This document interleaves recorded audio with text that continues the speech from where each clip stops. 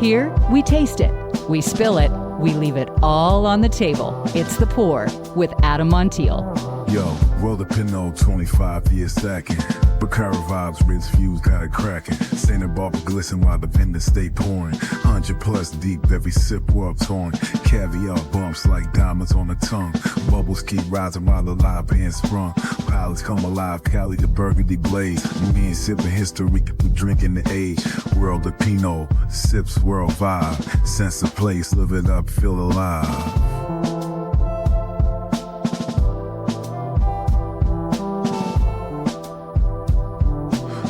Goes live, mic lit, vibe buzzing. Panels, winemakers, bottles stay flooding. Dinners hit lavish, every pour got a story. 25 years deep, World of Pinot glory.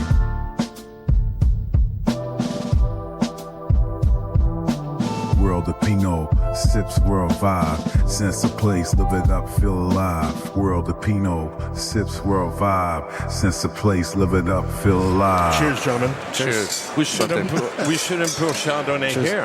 I know what we do every year, and I feel bad because you're so nice. You always bring a bottle of your Chardonnay over here, and by the time we're done with the interview, it's almost gone. I love it. It's a treat here, right, Dan? Absolutely. Yeah, I actually brought Chardonnay too, but did you? Yeah. But it's hard to pour next to a Corton Charlemagne. This is really a pleasure for me, Dan, because I have yet to have you on the air and meet you. I've been here for absolutely years. You have been a legend in Pinot Noir for years, and it's really great to finally have you on the air. Thank you. And it's great to be with you, Bernard, because we're standing on the shoulders of giants here. I mean, 25 years is nothing. Yeah. No, right. No, sure. Right. Now, when I had first talked to Dan, he had not met you before. So you guys are meeting for the first time. The first time. Yeah. But obviously, I mean, you've heard of his brands. And of course, everyone's heard of your brands. I even have, quite a big seller at the home before in my cellar. So, yeah. So, yeah, it's like I just said, he's a legend, in California. He did a lot of Pinot. So we should thank him for really.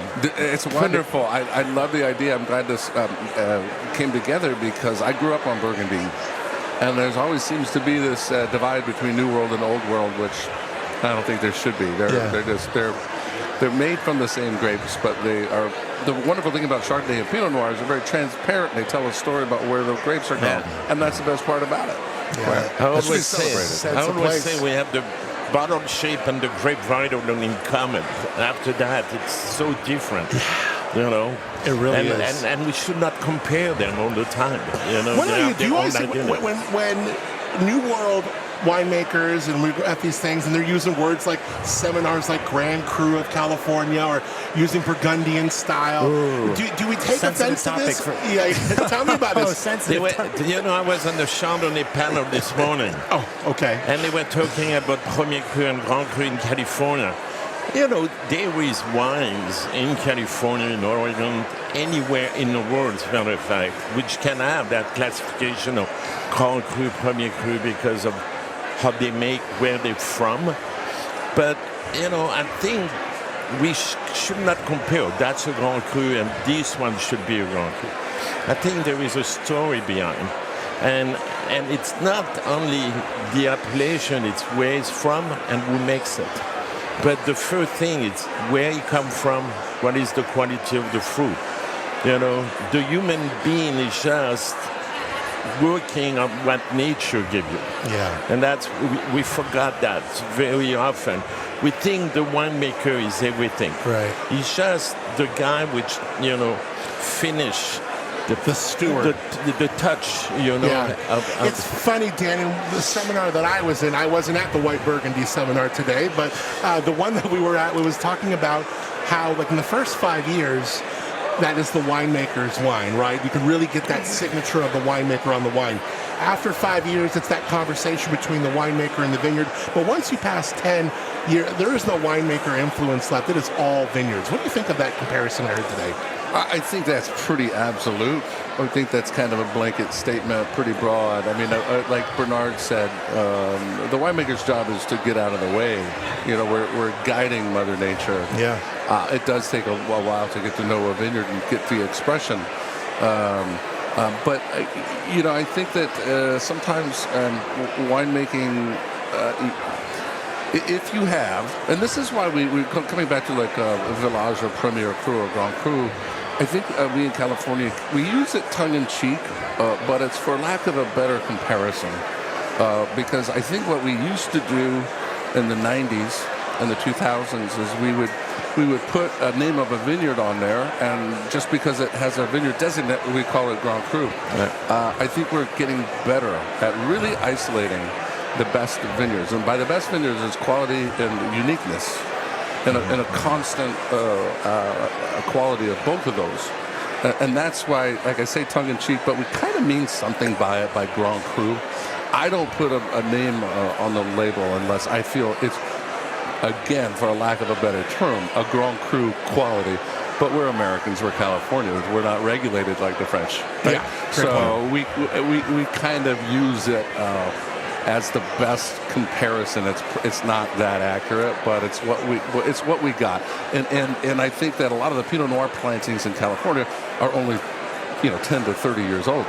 So to your point, to your question, I mean, we're just learning about these vineyards now, what they can produce, and how we get out of the way. You've been at the forefront, Dan, of Pinot Noir's evolution in California for a long time. How has your personal philosophy towards winemaking transformed over the years, especially with your new labels and the DK Wine Group? I think if you look at what we did with Kosta Browne, when we started Kosta Browne, I was 24 years old. And what do you do when you're young? You like power. Why? Risk. Well, you like power because it's easy. It's simple. Yeah. You don't have the wisdom. And so now that I'm 53, hopefully with a little bit more wisdom, I go towards nuance because it's more difficult. Nuance is more difficult, and it's harder to shepherd in the vineyard. Anyone can make a big, powerful wine. So my evolution is being a little bit more intellectual to the approach of winemaking and not making it be just a delicious beverage. It has to have some meaning to it. Now, after the acquisition, years later, you came out with 3 separate brands now, and people can taste them here. And like Admire is really, it's one SKU. The whole brand is one SKU, right? And then you have, of course, DK Grail. And talk about why we didn't do this under one kind of brand, but we really wanted to focus on different branding. It's pretty simple. I wanted to reach more people. Yeah. With Kosta Browne, my job at Kosta Browne was to tell people how much wine they couldn't have. and what a great problem to have. It was wonderful.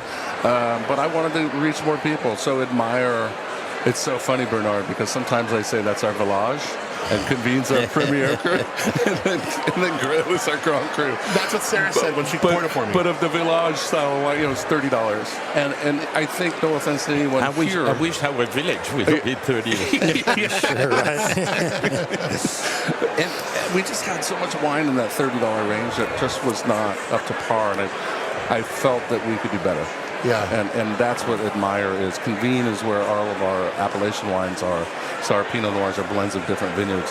And then Grail is where our single vineyards live. So yes, they are all Pinot Noir and Chardonnay, but they are kind of different levels of approachability as far as access. Now that Admire is positioned as your everyday wine, great accessible price point. What inspired you to create a premium Pinot Noir that's both high quality, but also approachable to that broader audience? I didn't want to spend $70 a day on a bottle of wine. I wanted to, every day, I like a $30 bottle of wine. That's me. Everything that we do, I think, is for ourselves. And where we get lucky is that other people enjoy it too. Yeah. If you engineer something for other people, you lose a little bit of the soul. So everything that I do, including Admire at that $30, it's like, well, that's what my wife and I drink every day. So we drink the Admire every day, we drink Convene once a week, and we drink Grail once a month. So DK Grail really described as like that quest for exceptional Pinot Noir and Chardonnay. Can you share like a pivotal moment that maybe, or maybe even a discovery during that quest that significantly influenced the direction of Grail? Yes. I think that I saw a couple of wineries that got 100 points. And I said, I don't believe in 100 points. I don't. If you get a perfect wine, then what? but there's no such thing as a perfect wine. Yeah. And that's where the name came from, Grail. It's not the finding of the Grail, it's the quest for the Grail. Yeah. So it's that kind of penultimate type of, get as close as you can. No matter how old we get, and even long after we die, we still could have learned more about winemaking. And that was kind of the epiphany of that pursuit of perfection without ever getting to it. But Grail is also where, like I said, our single vineyards live. So our job is to find the best vineyards that we can find, and like I said, get out of the way, and let nature's wonderful. Why mess with? Dance with nature. Don't fight with nature. I love that. Well, I can't wait to get more into your story. In the glass right now, this beautiful wine. Jeremy, let me ask you, with Louis Latour boasting over 2 centuries of history, how does the weight of such a legacy influence the winemaking of today and really the innovation of today? Yeah, well, I think one thing that's interesting that you touched on that kind of goes back to what you were saying was the age of our vineyards here and this Grand Cru and Premier Cru. First of all, that some of these vineyards in California that we are celebrating, for example, Woolsey Road, planted by the Martinelli family, that was planted early 90s, I want to say. So we'll call that, Premier Cru of California, but is that going to be so in 100 years, 200 years? So the history that we have in these vineyards in Burgundy are over centuries of deciding from people that were not tasting a whole lot of things, but were able to say, no, this parcel, this appellation is celebrated for what it is, for these unique characteristics. And we're able to do so with such minute detail to say that it ends here. There is something in this soil that ends right here that makes it not the same as the others. So I think that is really unique and something that we have to look for as we're continuing to plant vineyards within California, is saying, well, hey, maybe this 100-acre ranch, maybe not all of it is worth an appellate label of this vineyard, but certain parcels of it, certain things that are on the top of the hill. I know Evening Lands, they talked about it with their Sonum Chardonnay. They came, Dominique Lafont came and saw, well, it's so obvious, this one little part, that is what's celebrated. And yes, while everything else can be good. So I think something that we can take from Burgundy into the New World is recognizing that there's intrigue in something minute and detailed. And it doesn't have to be the whole grand thing.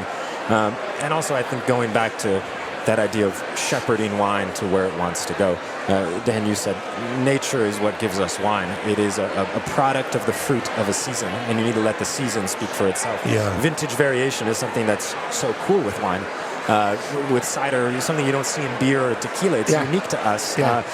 Restaurants can alter how they cook their food based on the different sweetness of the tomatoes at different times of the year. But with winemaking, you have one opportunity. You take the entire growing season, and it's there in one, with a line drawn neatly under it, as Jean-Paul Sartre would say. Smart kid. Wow. You just made Pops proud. Let me ask Dad. Bernard, Burgundy is synonymous with terroir-driven wines. How do you balance expression of individual vineyard characteristics with just that signature style of Louis Latour? Well, Louis always said, where he starts in the vineyard. The winemaker is just a steward of making the wine. Like Jeremy said, we have the history regarding these different vineyards, these different terroirs. But the winemaker is not the main signature on the wine. The brand might be the main signature because there is a style. At the house, we have a style for the wine, we have a style for the red, where he has been the same for many generations. But with some change because of technology, I think the white improved because of stainless steel tank versus the ugly concrete tank that we used to have. Or the old fiberglass. The fiberglass and all that. And that came from the US. Stainless tank and temperature control came from the New World. So it's learning how to improve the quality of the wine, but, what's improved, it's the vineyard and how much we pay attention. And I think, fruits are getting better because a lot of the young generation want something which is more natural, more organic. And I think that's a big change, in the vineyard in Burgundy, with the new generation paying more attention of taking care of the vineyard. And limit the yield. The old days that let's open and more we make, more money we're going to make. And I think they realized that that was not what people were looking, especially with the price, of Burgundy. You need to offer something which better be good when you pay $100, $200 for a Premier Cru. Bernard, climate change is impacting wine regions worldwide. I'm curious the measures maybe Louis Latour has had to do to adapt to these changes. I know visiting the Rhone region a couple times in the last couple of years, you see changes, but I haven't been to Burgundy a few times in a couple of years. What are some of those things that the areas that you're noticing are having to kind of like, what they're noticing or how they're adapting to things? But if you look at in the past 10 years or even 15 years, we never harvested so early. In the old days, it was at the beginning of October. And at the beginning of October, mid-October, you had good chance to have weather issue and so on. Now, for instance, the 22, we harvest beginning of September, the 10 first days of September. So you have less risk of having bad weather. But in the meantime, we're facing heat. Now, the luck that we have, it's vineyard can take the heat because as we do not irrigate, they go deep, in the soil and they can find water. So the heat is not too much an issue.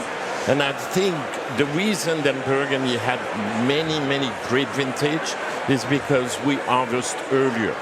Now, the weather is so unpredictable, a little bit like, our president right now, where you have sometimes this unbelievable crazy weather. It can be hail, it can be frost in April, and that's what we're facing. So what do? We need to pay attention. Because of the heat, we leave more foliage to protect. We go more organic also. So it's a learning curve because it's recent that in Burgundy we have these heat waves, It's really the past 15 years. So we're learning every year how to do it. And to add to that, Adam, we talk about often how we're scared of certain appellations and what climate change is going to do, but there's also the fact of the matter that there's certain appellations that are making better wine than they ever had before. Right. Saint-Romain, Montélie, Pernod Vergelais, some of the Corton Charlemagne that's exposed further towards the village of Pernod. These are now making these vineyards that were once maybe relegated to second wines. They're now making some of the best wines they could. A village like Saint-Romain was never going to see the wine quality that it's making now. So there is that to look forward to, I think, as climate changes, is that it's not always negative. And if you really want to geek out, if you're looking at Burgundy, it's more of a continental climate, and you come to California, it's a Mediterranean climate. So it's very simple for us in California. If we are getting warmer, you move west. Right? You just move closer to the ocean. Right. It's pretty simple. And that's actually, for my brands, that's actually what we're doing. Not necessarily because of climate change, but because my personal preferences are leaning towards cooler climate. But I think Jeremy's right. I mean, when a window closes, a door opens sometimes. Yeah. and so, maybe we'll be our planting. Maybe our clonal selections will be different where we plan, whether it's an earlier or later ripening clone. So there's lots of factors there. What I think is going to happen in our world, we are so good at adapting. We really are. Yeah. And I just keep thinking back to the 2003 vintage when unfortunately so many people died in France because of the heat. But all the Californians, they love that vintage in Burgundy. I know. Right. And it's one of my last favorite vintage, 2003. It was more Côte du Rhône style than Burgundy in 2003. It was so hot. Yeah. But also because of that, there is a region which is popping up. You look at the wine from Jura, which you couldn't drink them before. They were. But now you can't drink them because you can't buy them because you can't find them. But they're certainly a lot better than they were. Chablis are making better wine. Yeah. Alsace is making better wine. I remember we were doing a trip in Alsace together, and I was flabbergasted by the Pinot Noir that they were making. Yeah. You know, that elegance, that finesse, that it was pretty impressive. Absolutely. You know, Dan, your journey began with some humble beginnings. Can you share a story from the early days of Kosta Browne that still makes you smile? I think most of the things that make me smile are the concept that in order to learn how to make good wine, you have to make some bad wine. And you learn more from your mistakes than you do from your successes. Michael Browne and I, who's wandering around here somewhere, we were not formally trained in anything. We were in the restaurant business. So just jumping in with a healthy dose of naivete is kind of what I kind of pass on to my kids. Be educated about it. Be smart about it. But don't let analysis hamper your passion. And we were loaded with passion, but with very few tools. But we kind of picked that up as we went. It's not the best memory, but finding success relatively quickly without having formal training is very scary. Because all of a sudden you're in this fishbowl and people expect something out of you that maybe you're not ready for. I mean, can we do this twice? Did you feel like, am I ready for prime time? Did you feel Absolutely. We were like, that was the big question. like almost like, are we faking it till we make it? Like, just act like we know what we're doing. Looking back on it, sure. Yeah. But that's what I call that healthy dose of naivete. If I did that at my age now, I would overanalyze things. And I probably would not find that type of success if we just... The way I learned how to water ski, my dad... we were on Lake Tahoe, and he threw the ski from the boat as far as he could and said, "Go get it." And it's Old cold school. water. Hell yeah. Go get it. So you have to throw something out there, and then just go get it. Go get it. Transitioning from Kosta Browne to launching new brands must have been both exciting, daunting. I'm curious, what has been the most rewarding aspect of starting anew? Realizing that you're not going to do Kosta Browne Part 2. Got it. It was a different environment back when we started. There was not that many Pinot Noir producers in California. We're talking about the year 2000, 1999. And what Pinot Noir producers were out there were not really making that good of Pinot Noir. So we were lucky that we were kind of, like I said earlier, we were making these different style of wine that a lot of Pinot Noir producers had made. So they were bold, they were bigger, and like I said, we were youthful. Now, starting out, it's not the same environment. There's a lot, as Bernard was saying now, even globally, people are just making better wine. Yeah, right. And it's very competitive in a good way. That's great because competition makes all the wines better. But even Michael Browne and myself, we cannot recreate what Kosta Browne did. We have to do something different, and it has to reflect where we are now in our lives. But what about the reception? Because someone receiving it, and I love how you position that from the giving aspect, but do you feel your fans of your wines are receiving it as like, well, this is the sequel? Yes, because wine is grape juice, but most importantly, it tells a story.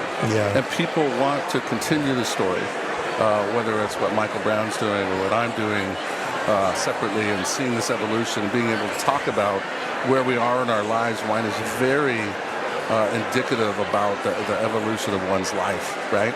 And so people follow that. And now they still follow Kosta Browne, obviously. It's a very successful brand, but we have not been there for 70 years. Yeah. And to answer your question, people do. You can have both. You can still have your Kosta Browne, but people do want to follow the personalities and that evolution, for sure. We did that almost differently than France did, because you guys don't celebrate the winemakers there much. No, it's a matter of fact, Louis always said a winemaker is at the winery, not traveling. Yeah. And after that, you always have to be careful, because if you push a winemaker very much up the front, the day he leaves, your wine is not good anymore, because it's too much based on the winemaker. So in our case, it's based on the Latour family and what they've been doing. The winemaker is just making the wine. You know, we barely have our winemaker traveling. Yeah. Very unusual. California, they love the winemakers. But ironically, the French created these rock star chefs. There you go. Yeah, right. Sure. Yeah. So the winemakers don't travel, but the chefs sure do. That is such a powerful point. That is such a great point. You know, balancing tradition v innovation, Dan. It's a common theme in winemaking. How do you honor the classic techniques, the things that you were risking and doing at 24, while embracing new ideas, like you said, at 53? You know, winemaking is it's an evolution. It's not a revolution. You make wine once a year, right? And if you look at Jeremy's pouring a little Rosella's vineyard from I'll be honest, I thought it was a white for a quick second. That's why I gravitated towards it because of the thing. What is the other one? It's the Convene. My apologies. Yeah. Oh, yeah. So as far as winemaking, you know, classic winemaking, there are little things if you want to geek out, like pump overs versus punch downs, for example. And I think it's probably a great question. I want to hear what Bernard and Jeremy have to say, because for us, I think that was unthinkable to do pump overs of Pinot Noir 20 years ago. Well, we're doing them. We're doing them more than we are doing punch downs. Our oak regimen on the wine that you guys are drinking right now is 50% new oak, but a lot of that new oak is light toast. It's not the medium toast plus that we were using to get. Again, it comes back to nuance. Nothing new under the sun here, right? France Burgundy has been doing this forever. You're not going to reinvent the wheel. Like, as you mentioned, I like the term, the classic winemaking. But where winemaking does come into play is in the barrel program, in whole cluster fermentation if you decide to engage in that. That's a decision. Yeah. So there are, as much as we want to stay out of the way, the winemaker does make decisions. And our decisions are smaller now. They're not big knee-jerk decisions. They're very small. They're very evolutionary. Again, like not revolutionary. When you have a moment like that, I mean, I've talked to everyone from Daniel Dow to, Justin Baldwin up there in Paso, or, I mean, I sat at this table and had Adam Lee over here and some of the other, KJ people, and it's like you could see people like Adam who are thriving, and I won't name some of the other names, but like, they're a little butthurt at the acquisition. Like, they felt like they sold out. It's weird. The acquisition, you ask 10 different people, you'll get 11 different stories. I mean, that aspect of it has got to be very real, because here's something that you started so organically. Yes, there's this payday, and it enables you to... It blesses you the ability to do other things moving forward, but there is this relinquishing of this baby, of this thing that you birthed and raised. What were some of the things that played in your head and your heart with regards to it all? I think if you want to put a positive spin on that, what you just said, it is your baby, but you're sending it off to college. It's not going to be at home forever, but not for us. So it was okay. We did have angel investors like my father and friends. We brought on private equity in 2009. The economy wasn't very good. Those angel investors that was very attractive. It was the only good investment they had at that time. Yeah. And so we made that decision. I don't regret anything. We can do whatever we want. I have all these new brands now. I look back fondly at Kosta Browne, and I look forward fondly at what we're doing now, because this allows me to create something that is reflective of where I am in my life right now. I imagine doing something with the Kosta Browne days where you're like, okay, I look forward to doing this a little different. Maybe it's the different branding. Maybe like there's little aspects. It's like a rock band. Yeah. And even though everyone in the rock band loves each other, everyone wants to go solo at some point. You want to go solo. Right. You're more nimble when you're solo. It's not a democracy. Now it's a monarchy.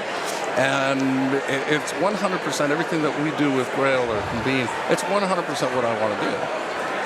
There's some purity there. And it's not a zero-sum game. It doesn't mean that my partnership at Kosta Browne was a bad thing. It was a great thing. It was a fantastic thing. It's just a different time now.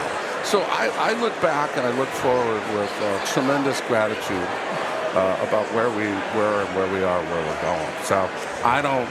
Yeah, can you find some negative things in there? Yes, but you're going to be able to find negative things no matter what you do. Well, no, sure.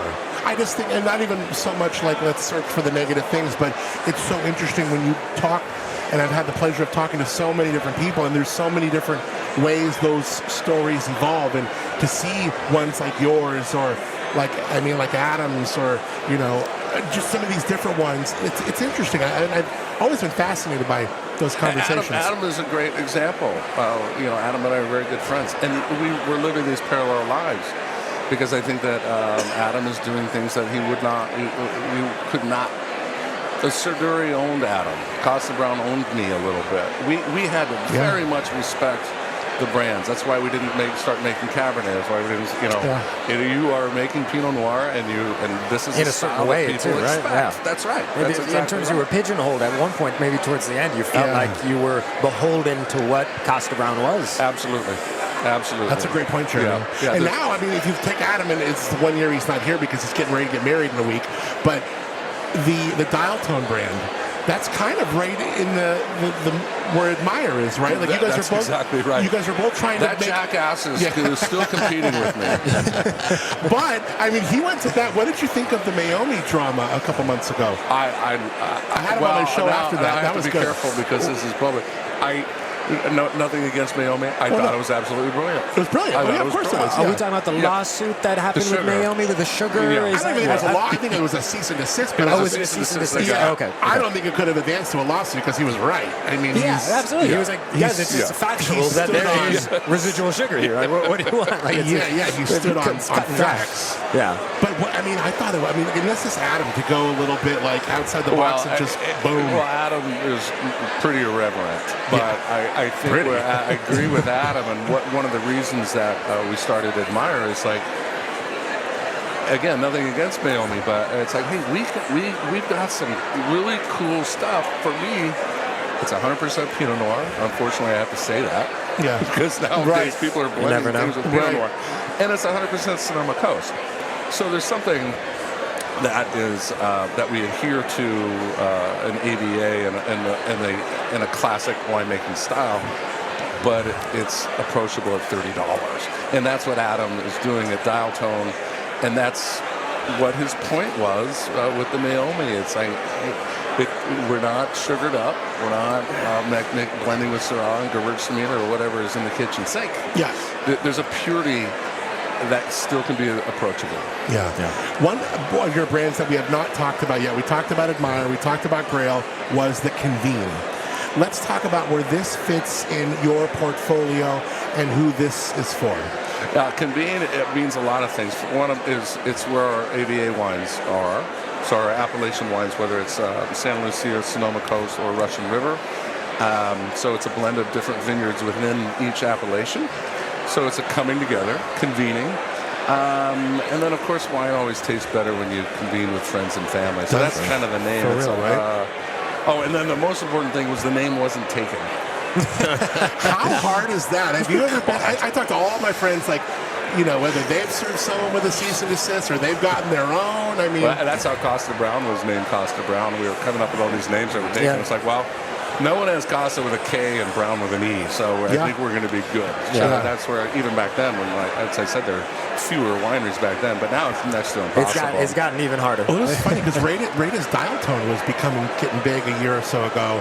There was a wine that's been in Paso for a long time called Dial Tone. Oh, I didn't know And that. I'm sure that he probably dealt with that with the swiftness, right? I'm sure. Yeah, because what Adam was doing was on a distribution, a wide net. Yeah. When this was like a DTC kind of thing, you can't let that get in the way.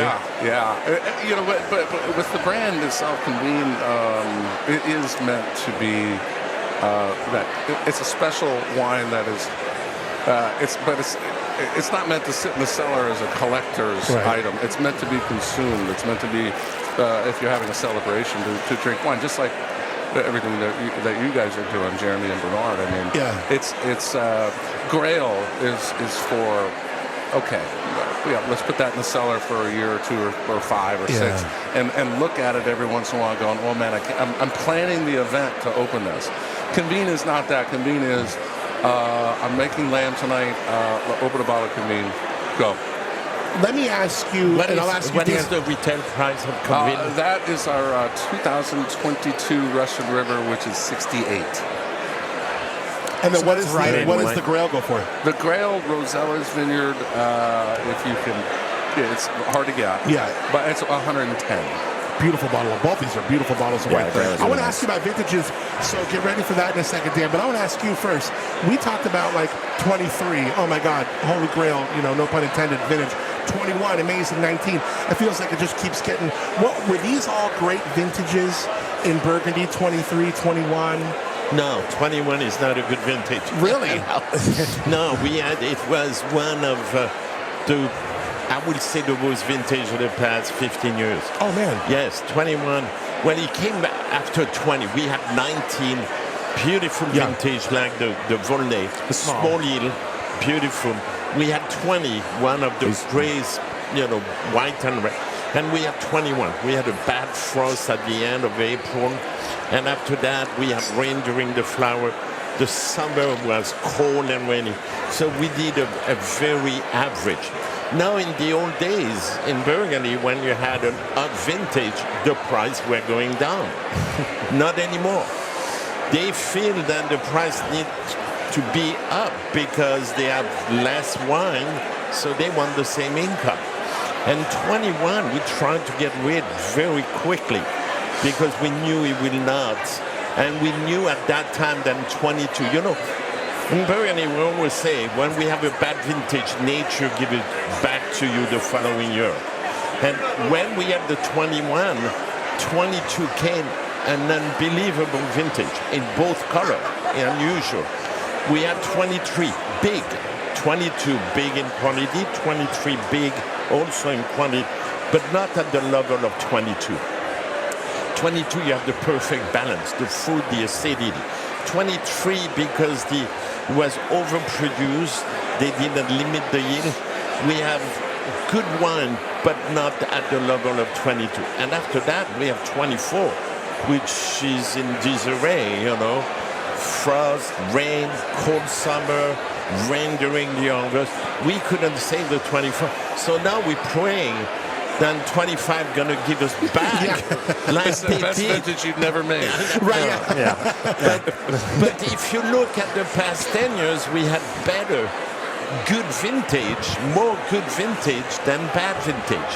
So, we've been very lucky in Burgundy, which didn't help the price. Right.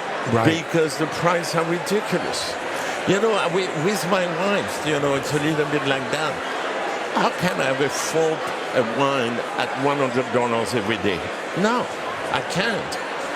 Even, so we're looking for Montagny, for Marcenay, for this lesser village, which are making better wine because of the weather, but we can afford. You take a Premier Cru from Puligny, it's $170, $200 a bottle. Come on. It's just a bottle of wine. Right. But and a lot of to share. A lot of people, and they realize that we went overboard.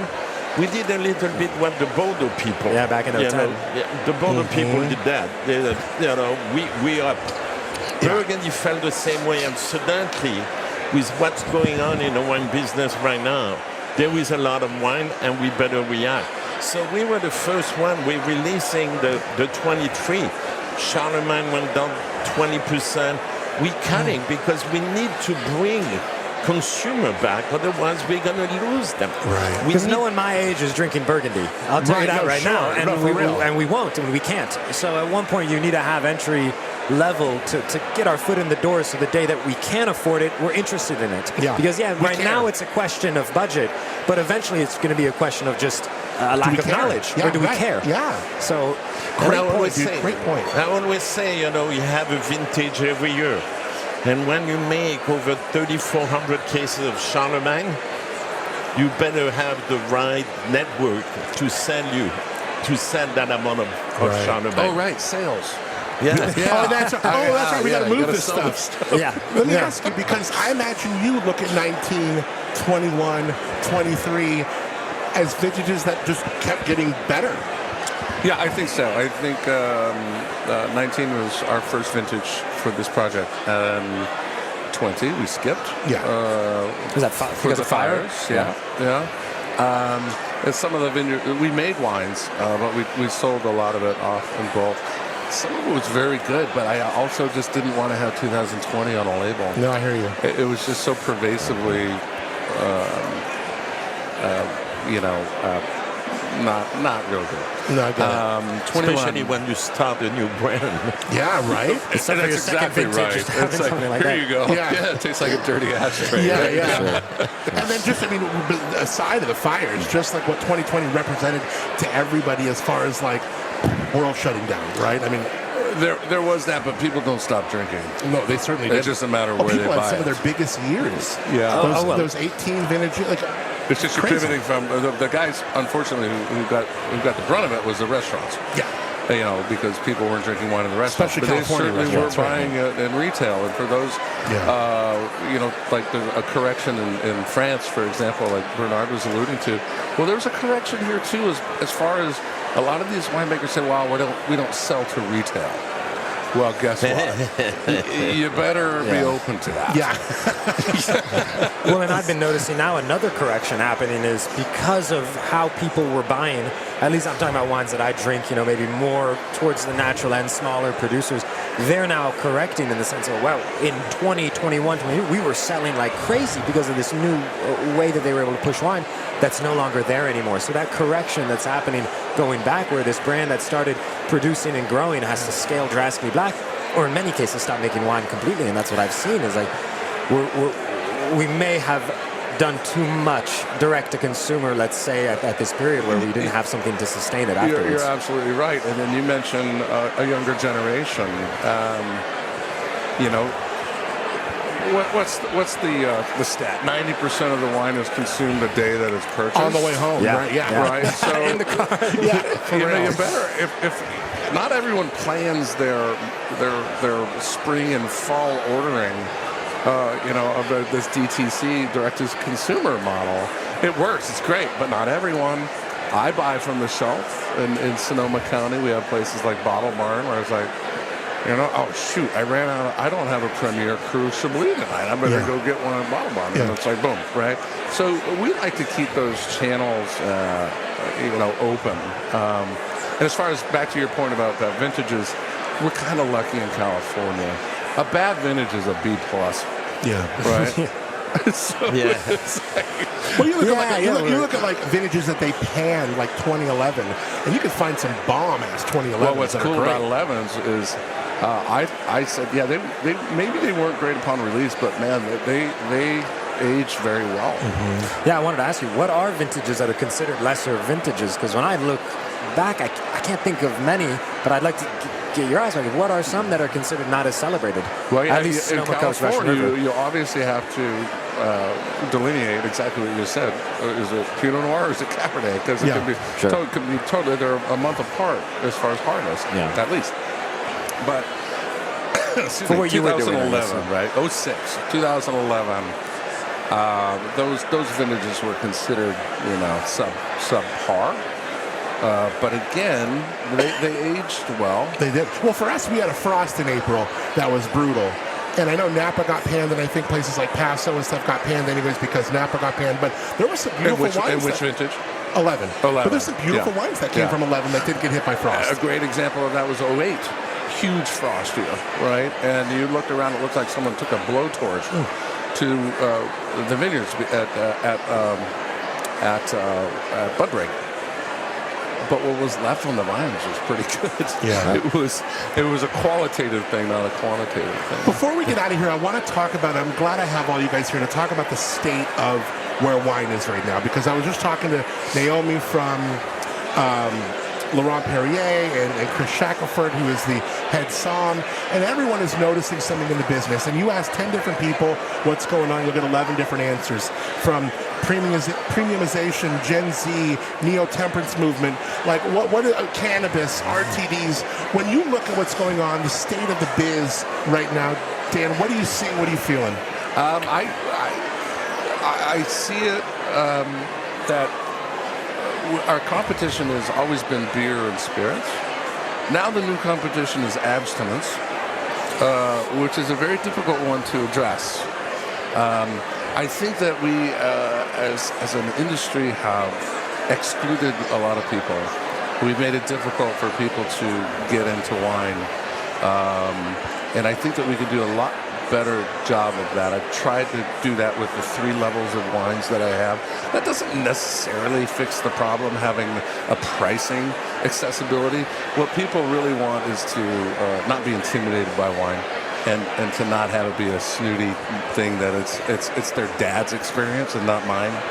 I think that's what we really have to address, and I think Bernard alluded to that as far as getting not just the current wine drinkers to drink more, but to get the next generation to be introduced to wine and to actually really embrace it. Bernard, what do you think? Then Jeremy? Yeah, no, it's the same. You know, in our case, we are over 54% on premise, and I must say that, you know, we're not in the chains, we're independent retail and restaurant. I always say for a brand to survive long term, you need to do the restaurant business. So, but it's to bring the young generation to drink wine. And that's the hardest, because there is the RTD, all this thing which, you know, sadly, I must say, my daughter, which is 30 years old, loved that clamps or whatever, you know, that RTD. I want her to drink more wine. Bernard, actually, you know what? Jeremy just opened that bottle report with a bottle cap opener. That's an RTD. It's ready to drink. There we go, right? Well, you know, in this case, it was very interesting. As you know, he's my son, and he graduated from Cal Poly. He would spend a year at Maison Latour, and after that, he decided to do cider. So he went in Normandy, worked for a year, and when he came back, he said, you know, it's not the right time to make wine in California. There is tons of apple, and it should take over. Yeah. Well, I want to go back. I want to go out on a limb and say, talking about the state of the industry, and I want to get super specific, because someone brought this up to me the other day, and I thought it's something that no one's talking about. But from a statistic I heard, 40% of people 35 to 65 are taking Ozempic at the moment. And Ozempic, technically, you're not supposed to be drinking on Ozempic. So someone, Chuck from La Rochelle, told me that that's why I'm seeing a decrease in my consumers, because there's so many people are on a drug, a weight loss drug, that prevents them from drinking as much. And when the generation between 45 and 65 makes up a huge tranche of your market, oh my God, if so many of them are now not drinking, it's just another reason to hate pharmaceutical companies. Right? Yeah, right. And I know it's so specific, and who knows if it, but like, that's a great point. You That's a think of fantastic point. It's something to think You've about. been dropping gems this whole interview, dude. Look at him. But I That's love what I like in France. The drug company cannot advertise on TV. Yeah, well, I like sure. that. Yeah, we might need to go to that direct. That's a great point. Tell me what's in this glass. I'm very proud of you, my man. Thank you. As Matt was saying, I went out on a limb when I was working in France. I found myself at the end of harvest at the Chateau de Fontenay working a harvest there. Harvest ended in September, and I said, man, I don't really want to work another winter pruning vineyards in Burgundy. It's not that great. It's gray, it's cold, it's rainy. My hands are freezing. Let me go do something else. And one of the things that I always had an attraction for was cider. So I cold called 15 different cideries and found myself at this beautiful organic estate called Domaine de Saint-Cotel, where I was taken in by this gentleman, Etienne, who taught me a lot about farming in particular, and then a lot about cider making, because cider making we see in California, what I've noticed is they tend to make it like in two ways. They're either making it like they would make white wine, so taking juice, pressing it, adding some nutrients and yeast to it, putting it in a barrel, letting it age for a year, and bottling it at the end of the year. Or they're making it like beer, where maybe, I won't name, but they're buying juice from Oregon, kegging it, putting it in the can. And so I learned how to make cider, how people have been making cider for a long time in Normandy, in England. And so when I moved back to California, I was working in Sebastopol, obviously a region very celebrated for its apples. And I found myself surrounded by these beautiful orchards. These are orchards that are 75 to 100 years old, dry farmed. They Gravensteins? all sorts of things. So I'm not particular about the varieties I'm working with. I'm not dogmatic about these varieties because I think that's been taken into too much consideration. This question of, they're not cider apples, they can't make good cider. I think any apple can make good cider if you have the right technique. And this is something I will say where in cider there is a lot of the hand of the cider maker in it. It is not a fruit that I think speaks well on its own. It does take some manipulation, some gentle manipulation. So can I ask you a question on this? Because what I love about this cider, this is outstanding, is it's got like a botrytis nose to it. It's got a little honey there's a viscosity to it. Yeah. And what we're achieving with this, in this one particular, I'll consider my tête de cuvée. What we're working with is Newton Pippin, Rome Beauty, some English bittersweets, a different blend, and then 5% Bosch pear. And what happens in Bosch pear, you end up with a sugar called sorbitol that is not consumable by yeast. And so you end up also with this sugar that leads to a viscosity that is always going to be there. In addition, on kieving. So kieving is the process, the Norman or English process of floating your your pectin to the top of your fermentation tank, and as the pectin solidifies, as it moves up, as the fermentation gently starts, it takes with it your yeast-assailable nitrogen. So all your nitrogen compounds, you rack your juice out from underneath that, and what you're left is with a nutrient poor must. And so as fermentation slowly proceeds, I'm continuously racking the cider off of its lees, continuously taking it off of its food, if you will. So by the time I go into bottle, I'm able to bottle with a residual sugar that approaches maybe 25 grams per liter. And I'm able to bottle it pétillant naturel, that is to say that it's its own sugar.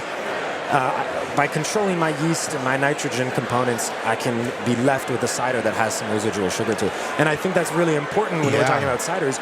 You need sugar to achieve a balanced mouthfeel.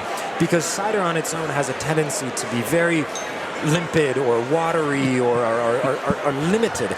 Whereas if you have sugar, it brings mouthfeel, it brings depth. It brings structure that you cannot get with the apples I'm working with, because we don't have these tannic apples of England. We don't have these tannic apples of Spain or Normandy. I'm working with Rhode Island Greenies, Gravenstein, Golden Delicious, Romes, Jonathans.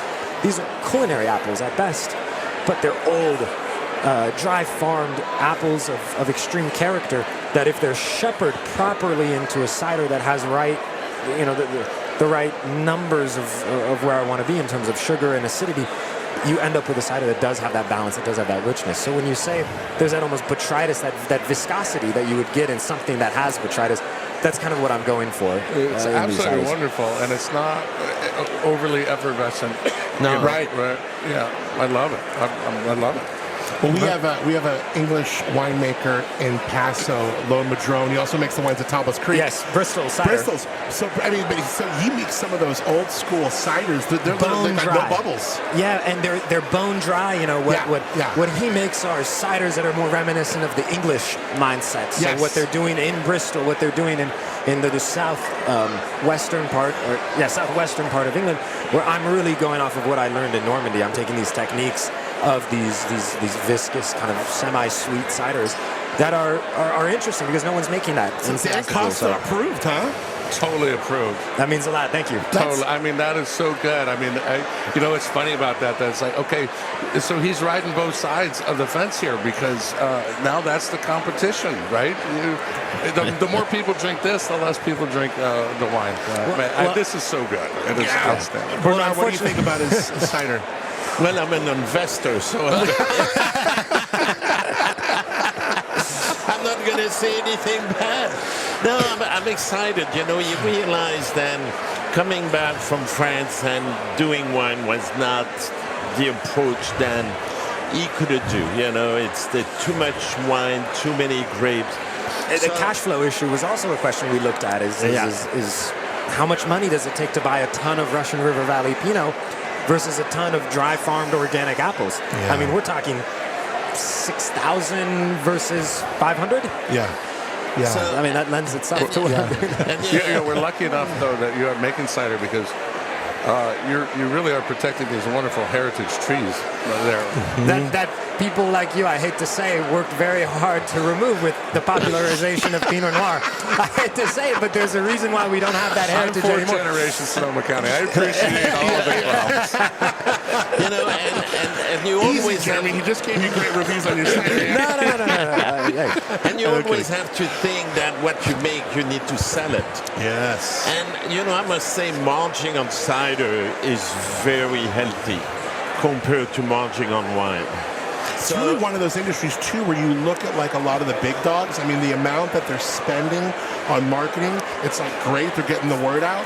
But like, it's certainly not anything like you want to be known for. Like, I mean, people call it like Franken-cider and like this, you know what I mean? So like, you don't want to be known by any of those, but thank God people are, at least they're getting people to say the word cider. Exactly. You know, it's funny about this because this really is one of the best ciders I've had. Yeah.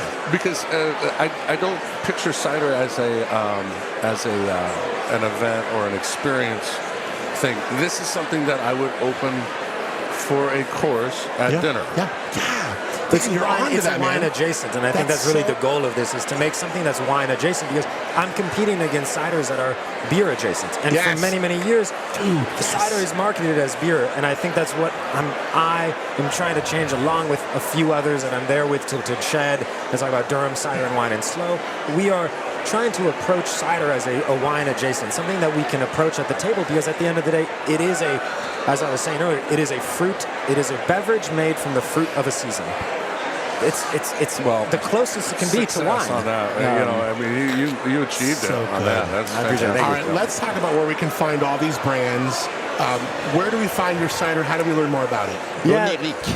It's called Onirique Cider. It's the French word for dreamlike. Because Say it again?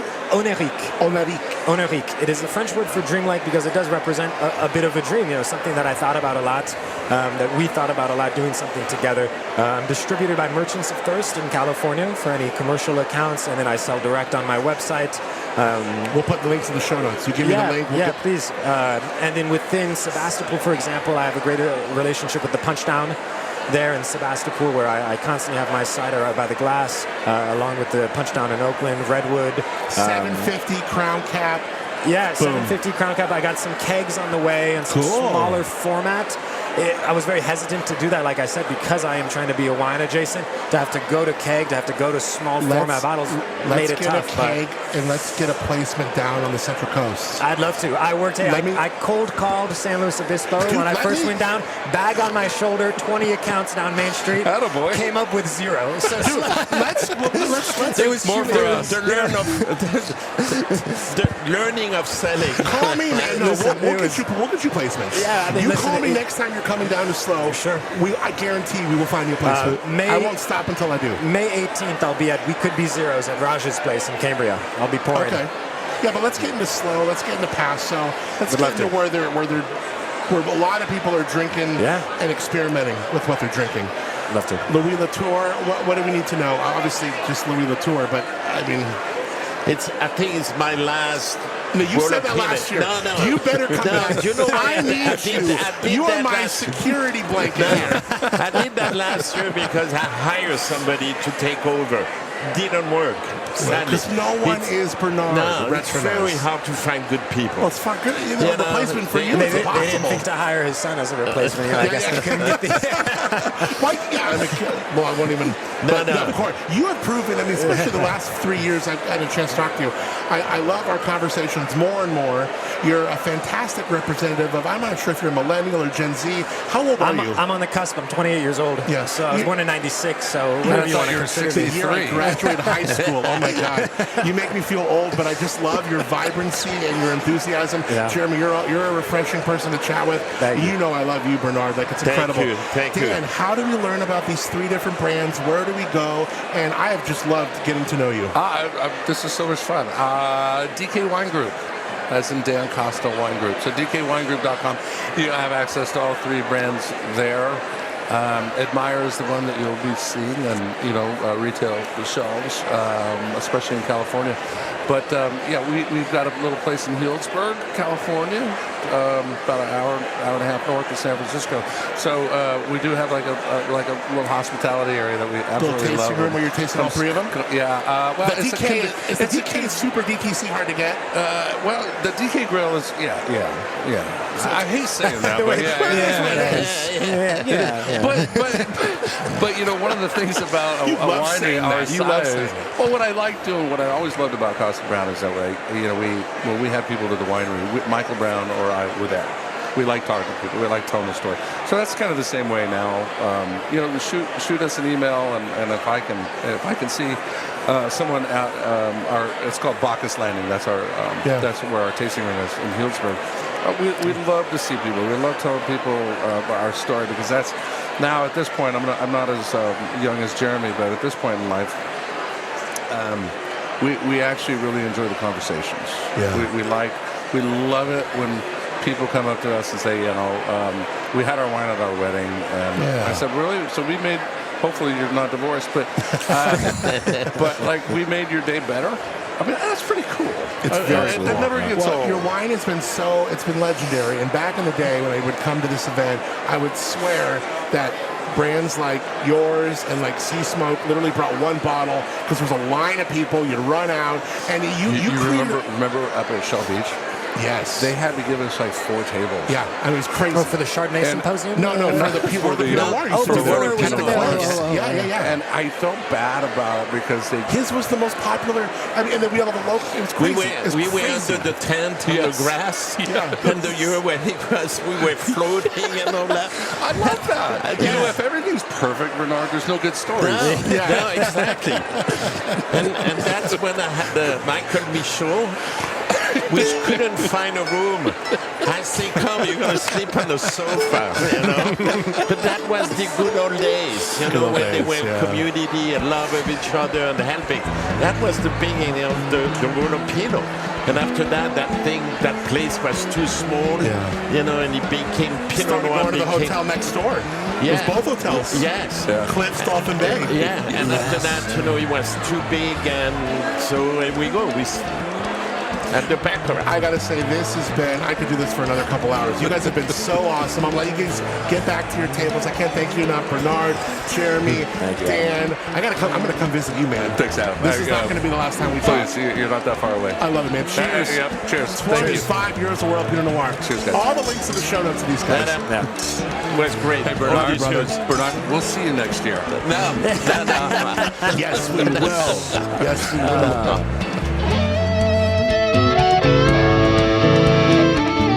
It's The Pour with Adam Montiel. We taste it, we spill it, we leave it all on the table. You can hear The Pour in its entirety on Apple Podcasts, Spotify, iHeartRadio, YouTube Music, and wherever you get your podcasts. For more, visit adammontiel.com.